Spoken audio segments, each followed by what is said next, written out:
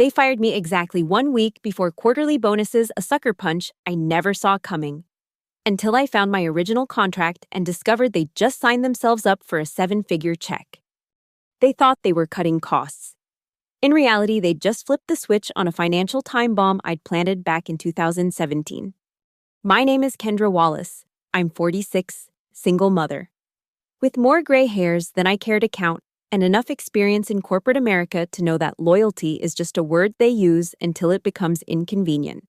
For almost 8 years, I was the operations and infrastructure bidding specialist at Halden Stratworks, a mid-sized technical consulting firm that went from scrappy underdog to industry darling on the backs of people like me. The morning it happened started like any other Tuesday. I'd been up since 5 a.m. reviewing our latest government proposal, a $42 million infrastructure project I'd spent 18 months cultivating. The previous night, we'd gotten word that we'd secured the contract. I should have been celebrating. Instead, I was calculating exactly how much of my projected $45,000 bonus would go toward my mother's cancer treatments and how much could fix the leaking roof that had turned my living room into an indoor swimming pool during the last thunderstorm. The email came at 9:17 a.m. Kendra, please meet in conference room C at 10:30. HR will be present. No subject line, no explanation. But in corporate speak, it might as well have been a death notice. I knew. Anyone who's survived more than a decade in corporate America knows what that particular combination of words means. The lack of explanation, the formal setting, the HR presence. You don't need tea leaves when the writing is already on the wall in bold capital letters. I spent the next hour backing up personal files, downloading my contact list, and clearing my browser history. Not because I had anything to hide, but because I'd seen this movie before.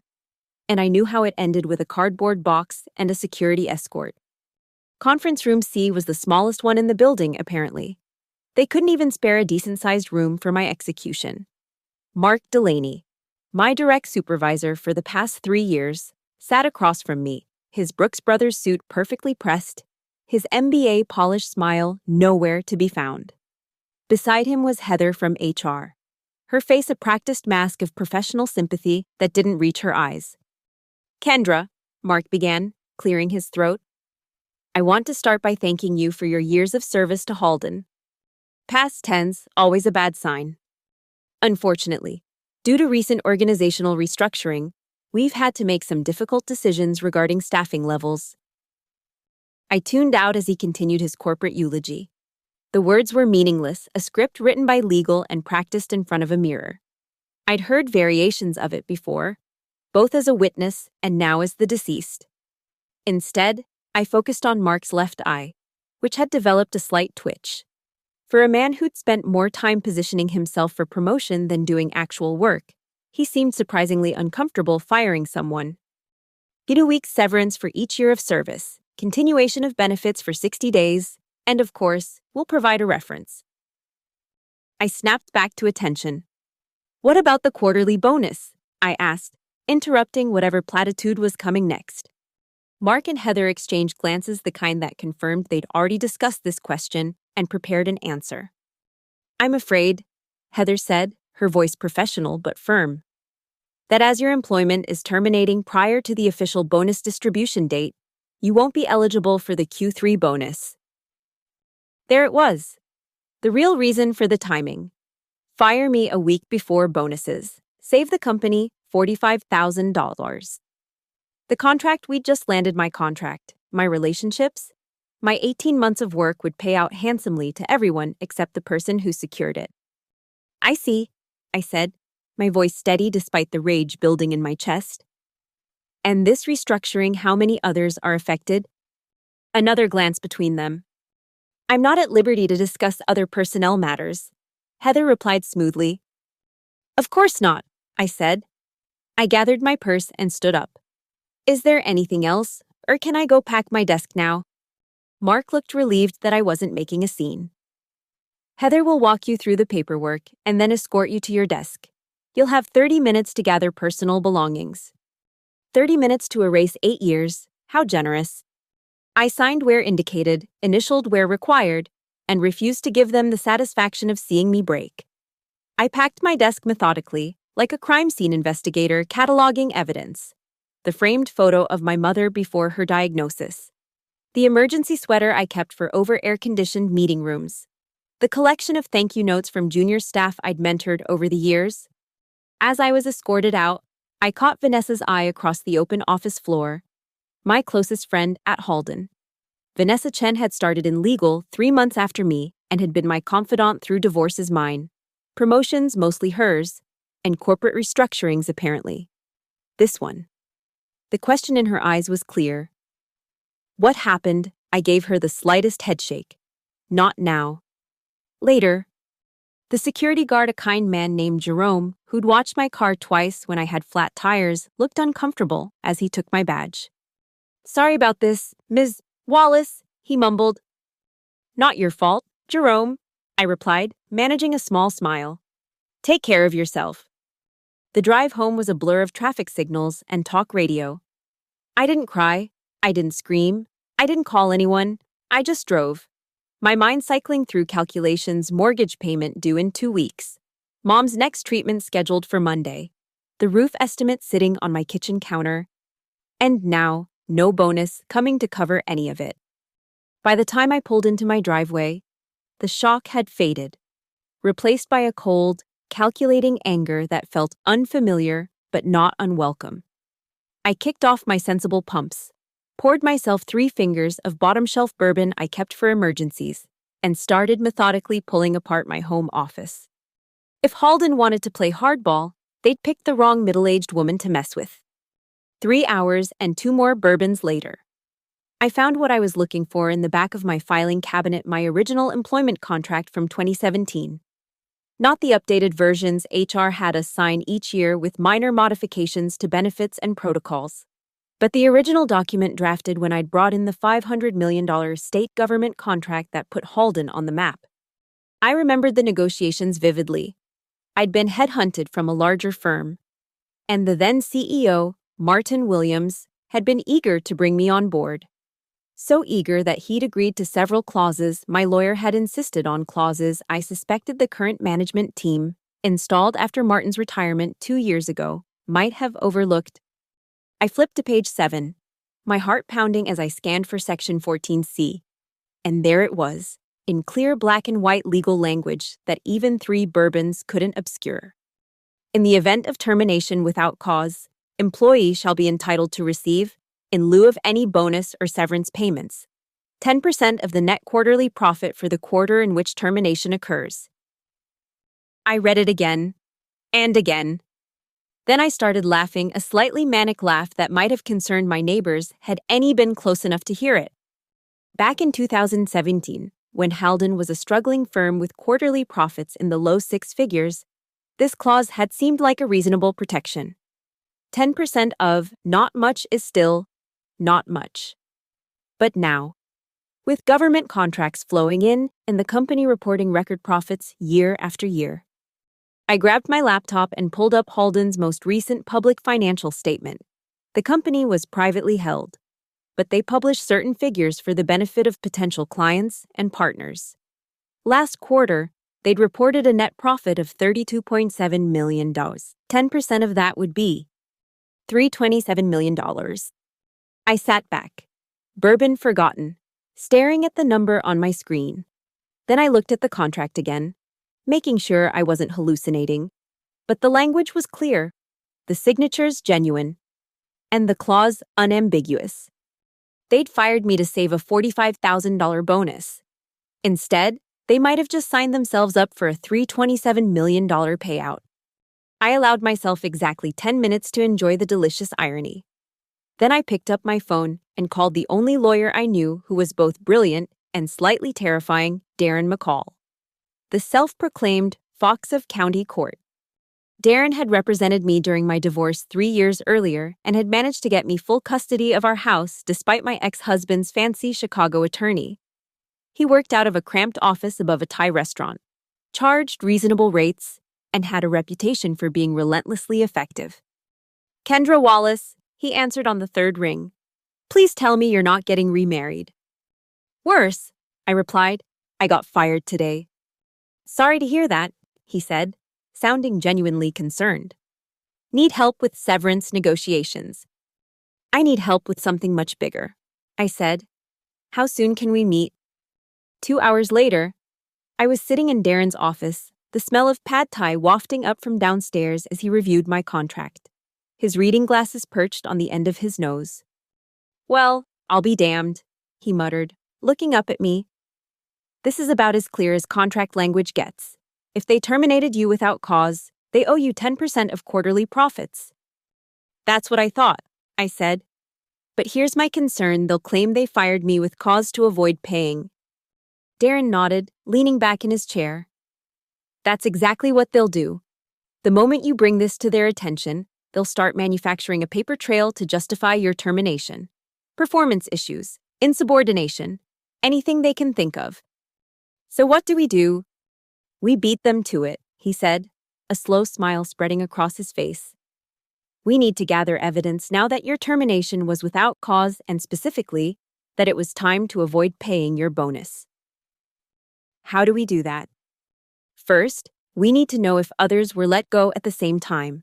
A pattern would help our case. Second, we need internal communications about the termination decision. And third, he tapped the contract. We need to be ready when they inevitably claim they had cause. I thought of Vanessa in legal. I might have help on the inside. Perfect, Darren said. Just be careful. The moment they realize what you're doing, things will get ugly. Uglier than firing a single mother whose own mother is battling cancer, right before she was due a bonus for bringing in a multi-million-dollar contract. I asked dryly. Darren's expression softened. How is your mom doing?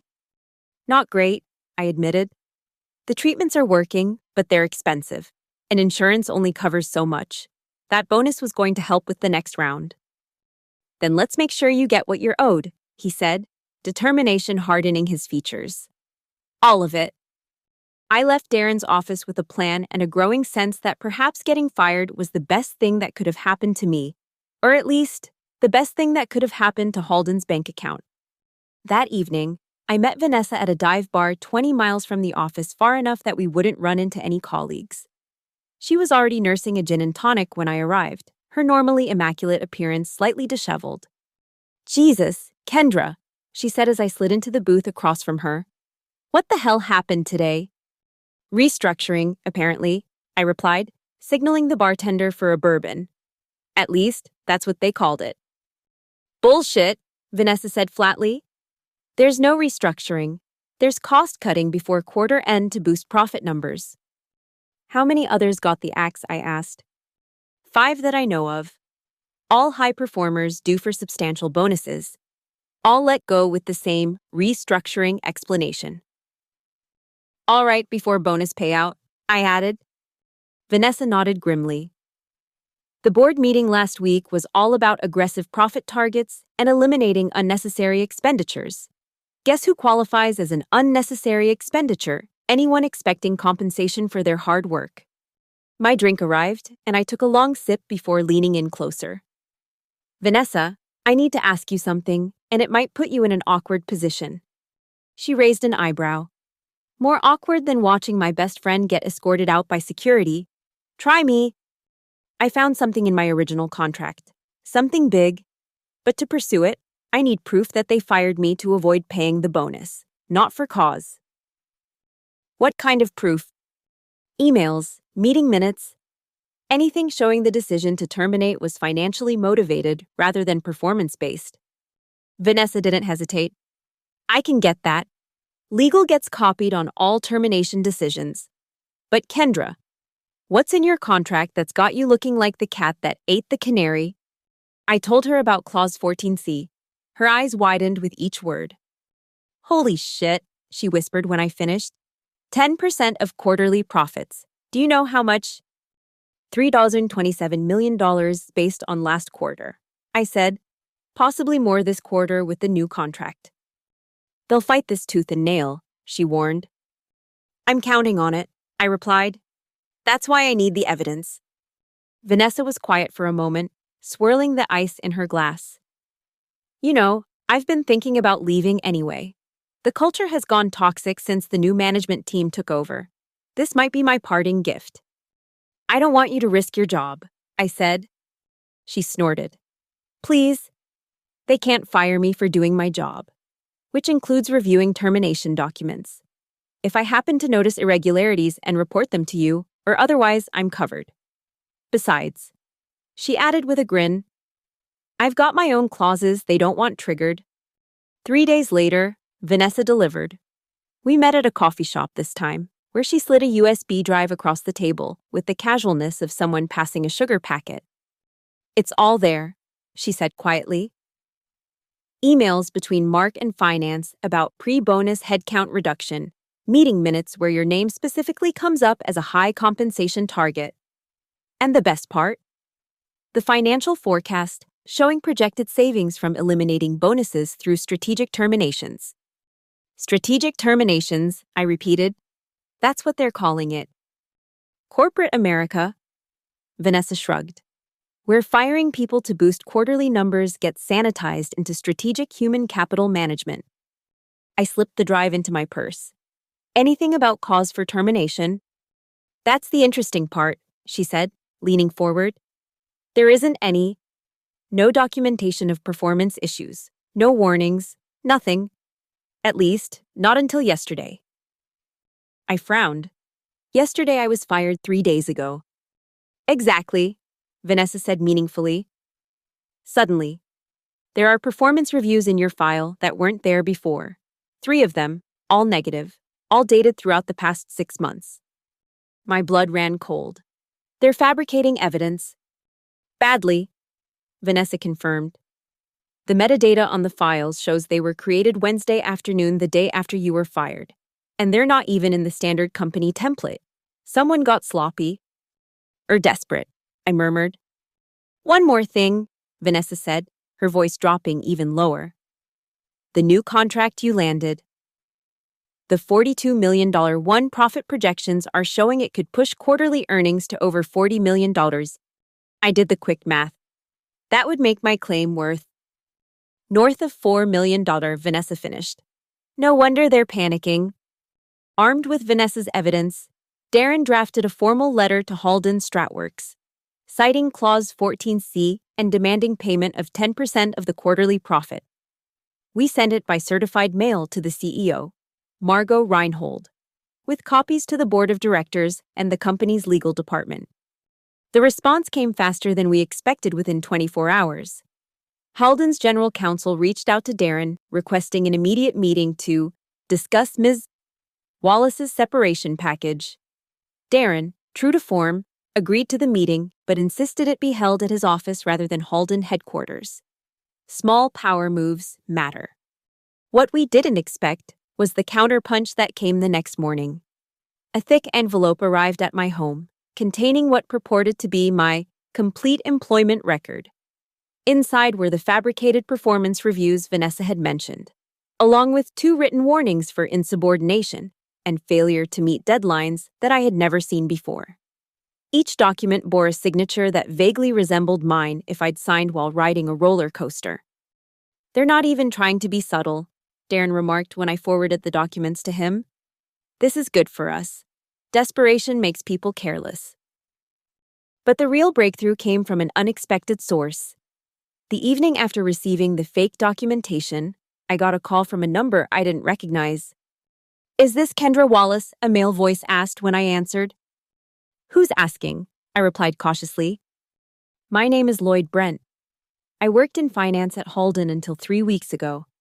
I understand you're having some discussions with them regarding your termination. My pulse quickened. How did you hear about that?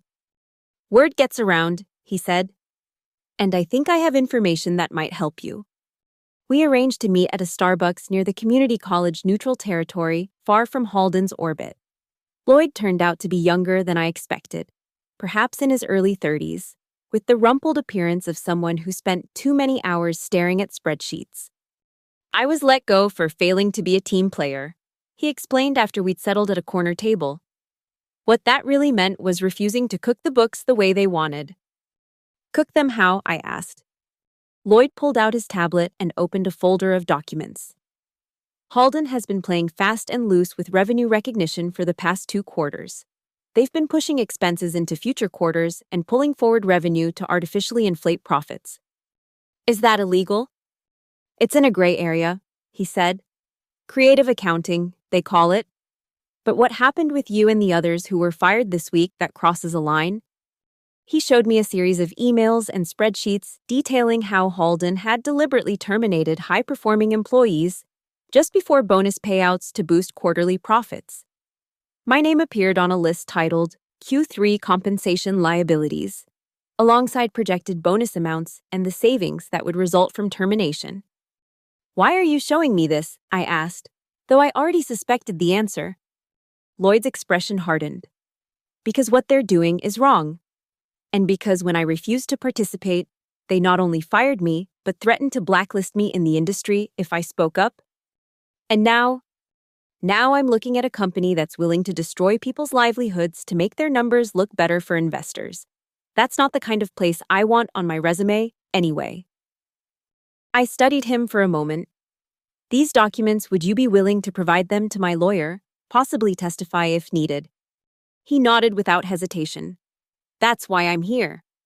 With Lloyd's evidence added to Vanessa's, we now had a compelling case Halden had systematically terminated employees to avoid bonus payouts, fabricated performance issues after the fact, and potentially engaged in questionable accounting practices.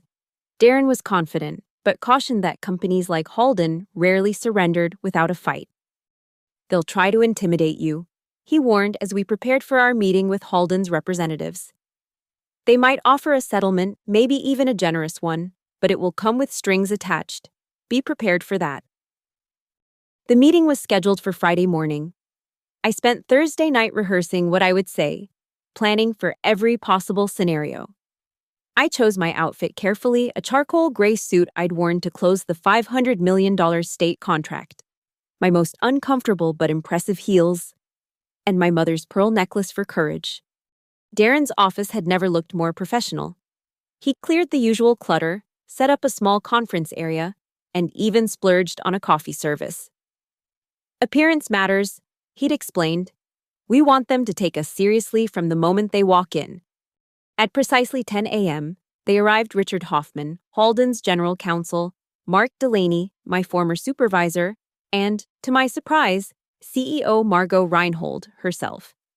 The presence of the CEO confirmed what we already suspected. This was no ordinary termination dispute. Introductions were stiff but cordial. Margot, a tall woman with a reputation for ruthless efficiency, assessed me with cool blue eyes that revealed nothing.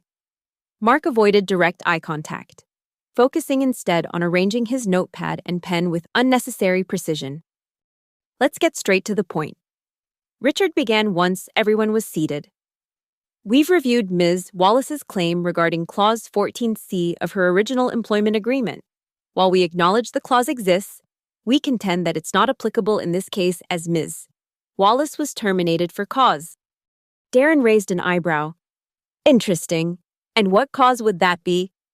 Richard slid a folder across the table, a duplicate of the fabricated performance reviews they'd sent me. Ms. Wallace's performance has been declining for some time. These documents detail specific instances of insubordination, missed deadlines, and failure to meet company standards. Curious, Darren said, not bothering to open the folder.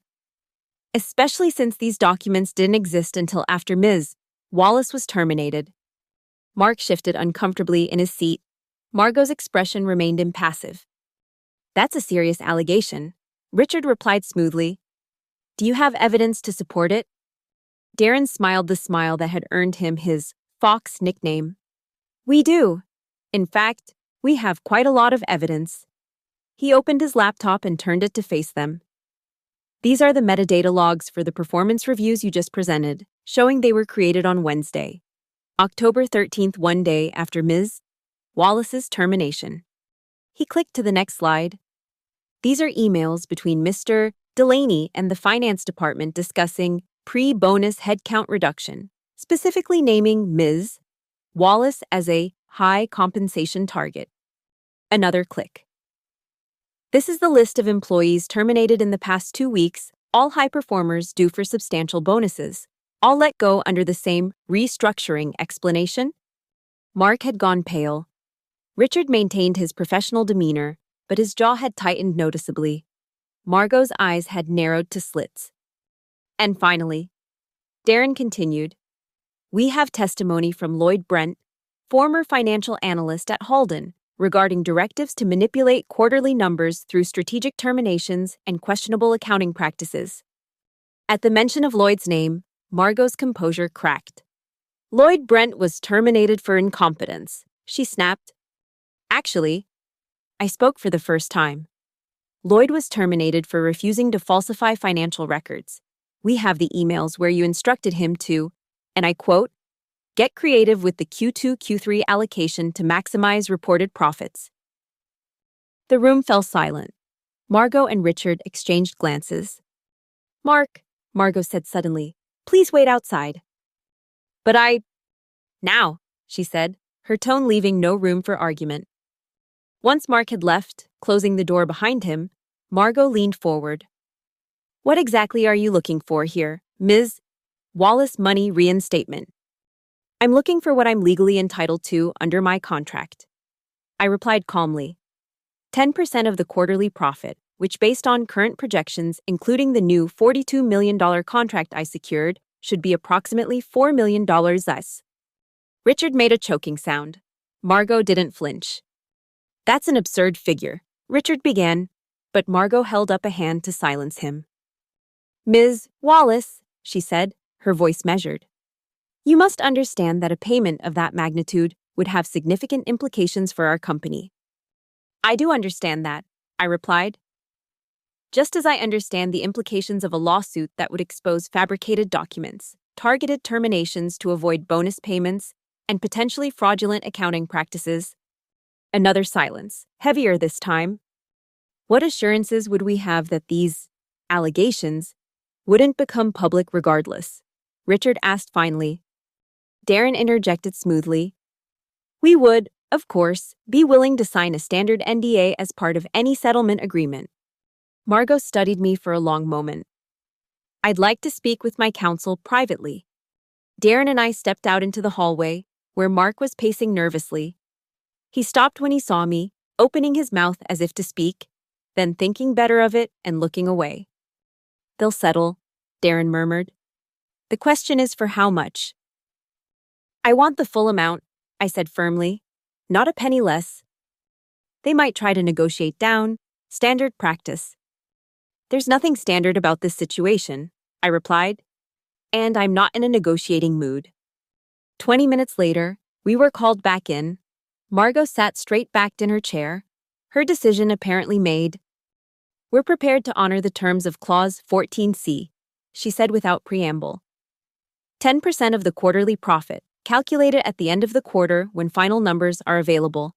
In exchange, we require a comprehensive NDA covering all aspects of your employment and termination, including any documents or information you may have obtained subsequently. I glanced at Darren, who gave a slight nod. That's acceptable, I said, with 3 additions. Margot's eyes narrowed again. Which are, first, Vanessa Chen receives an immediate promotion to senior counsel with a corresponding salary increase, backdated to the beginning of the quarter. Ms. Chen has nothing to do with this, Richard objected. Second, I continued as if he hadn't spoken. Lloyd Brent receives a consulting fee of $200,000 for his financial expertise, paid immediately, with a recommendation letter signed by you personally, Ms. Reinhold. Margot's lips thinned to a nearly invisible line. And the third, Mark Delaney is removed from his position as Director of Operations and barred from any supervisory role within the company. The demand hung in the air between us. Richard looked like he might protest again, but Margot silenced him with a glance. May I ask why you're advocating for Ms. Chen and Mr. Brent? She asked. Their situations are separate from yours. Because loyalty should be rewarded, I replied, meeting her gaze steadily. And because doing the right thing shouldn't end careers. And Mark, she pressed. Because creating fraudulent documents to justify firing employees should end careers. I answered simply. Margot considered this for a moment, then nodded once. Agreed to all terms, with the understanding that the same NDAs apply to all parties involved. Of course, I said. As we worked through the details of the agreement, I felt a weight lifting that I hadn't realized I'd been carrying not just from the past week, but from years of working in a system designed to extract maximum value while providing minimum security. For the first time since my divorce, since my mother's diagnosis, since the endless cycle of mortgage payments and medical bills began crushing me from all sides, I could see light ahead. The final agreement was signed that afternoon. The payment would come at the end of the quarter, when profits were calculated a little over 6 weeks away. Vanessa's promotion would be announced on Monday. Lloyd would receive his consulting fee within 3 business days. And Mark would be finding new opportunities elsewhere.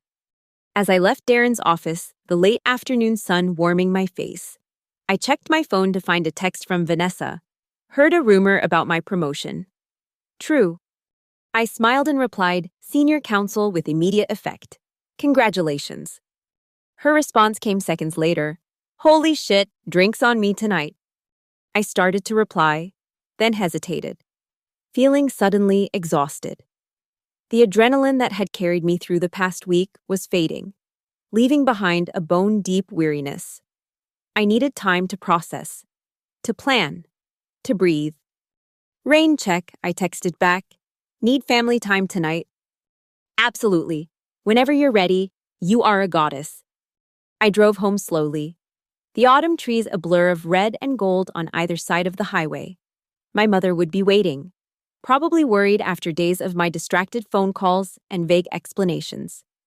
I needed to tell her that everything was going to be okay, better than okay, that her treatments were covered, that the roof would be fixed, that the constant stress of financial precarity that had shadowed our lives for so long was, if not gone, at least substantially diminished.